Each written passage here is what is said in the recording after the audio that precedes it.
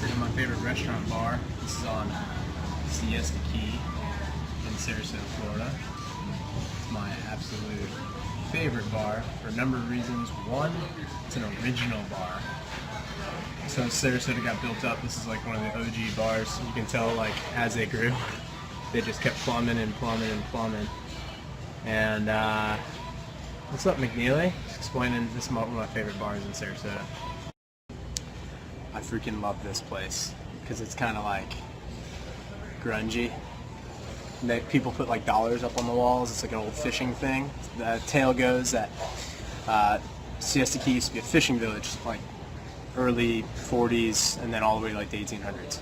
And sailors used to come in, not this particular bar, but fishermen rather, and they'd put a dollar on the wall with their name on it. So if they didn't catch anything for the day, at least they had their bar tab paid for, which is kind of cool. So I like that. So this is thus one of my favorite bars in Sarasota. I just got done with a job on Siesta Key. I normally come out here or one of my favorite restaurants after I bust out a job on the Key. And I thought about it, how I got this job, and it's been a good job. It's one of those jobs that's kind of like guys spending a couple $100 every single week. So he's like an hour of my time, $350. He's calling like once a week. He's probably gonna expand in like a $5,000 rock sale, place some rocks and stuff like that. But the point here being is that I got this job from 2 years ago. I accepted a stem wall job, and at the time I had no idea what the stem wall was. Some dude called me. He was a dirt driver, dirt pimp, and he called me up and he's like, "Bro, can you do this stem wall?" Heck yeah! I went home, went to YouTube, looked up a stem wall. It was basically like a massive sandbox. So I was like, okay, we can do this. I got the bid, I threw it in there. That was my cost for the day, a little bit of profit on top. And I got this freaking thing, right? So I got this job, we got into the stem wall, and then from that, I ended up meeting the neighbors around this area in Siesta Key, and I built a nice little client list.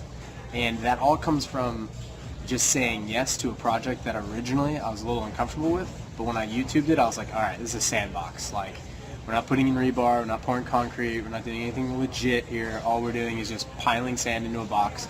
I was unclear on the compaction at the time, so I just went way over.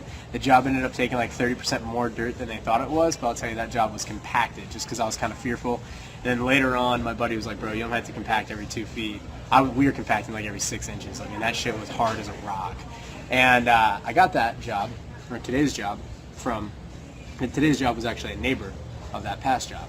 So what's sweet is that what ended up happening there is that now I've built a little client list of all these somewhat really wealthy beach homeowners, and they all have erosion issues in their backyard. I'm not really about dirt jobs, thanks man, at the moment. So like, dirt is not really where it's at because there's too many guys doing dirt, and they run too old machines and they charge too little. But I'll do dirt for guys that know me by name, and I'll just charge them my rates. Like, I charge them, it's like dirt goes for like 55, 65 an hour. I charge like 150 an hour to do dirt. And that's cool. Like, and they pay it because they have a relationship with me, and they're all like small 2-3 hour jobs anyway, so it's not like, it's not like they're bidding out like 100-hour type of job where I don't get the bid. But the important thing about that is that I got these jobs because I said yes to a job I was uncomfortable with. I just pulled it off. We ended up making a little profit on it, so I ended up learning, getting a lot of experience. Today, we've grown enough to where I don't do stem walls, but at one point, I saw stem walls as like, it was like the biggest project we'd ever done. I was like, heck yeah, I'm about this. Let's go bid stem walls. And thankfully now, like, we don't have to go bid stem walls. Like, because it ended up like, once you get into it every day, it's really like a big boy game. You gotta have your own trucks. To be really competitive, the pricing in stem walls is a little low, but they're like still really big dirt jobs. Like, you're talking like 70, 80 trucks of dirt. You're talking like a 1 week project, so they're really nice, but they're not particularly ridiculously profitable. But when I first got in with my original Bobcat, my 873, in 1997 873, I was just thankful to have the job. So the lesson from that is, I got that by saying yes to a job I was uncomfortable with. I was able to grow the business because of that job, and it got me into a different series of jobs, so it got me into a different avenue. And then because now a year and a half, 2 years later, we've grown enough to the point where I don't have to accept those type of jobs anymore. I can always go and do them, but I really have no desire to go do them because it's just profit's not there. So many times You got to say yes so that you can grow. And then when you get to a point where you've got priorities, you've got to say no so that you can focus on what is your bread and butter.